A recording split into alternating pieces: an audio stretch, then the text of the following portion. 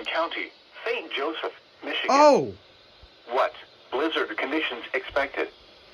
Total snow accumulations of 6 to 12 inches. Winds gusting as high as 55 miles per hour.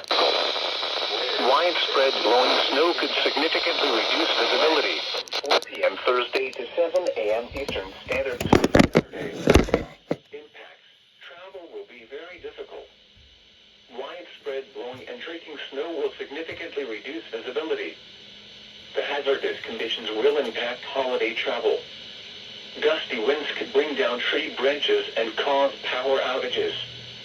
The dangerously cold wind chills to 20 to 30 below zero will cause frostbite on exposed skin in as little as 10 minutes. Additional details. Additional snow accumulations are expected in southern Michigan Saturday through Sunday. Additional details. Additional snow accumulations are expected in southern Michigan Saturday. Skin in as little as 10 minutes. Additional details. Have a winter survival kit with you. If you get stranded, stay with your vehicle. On the fan.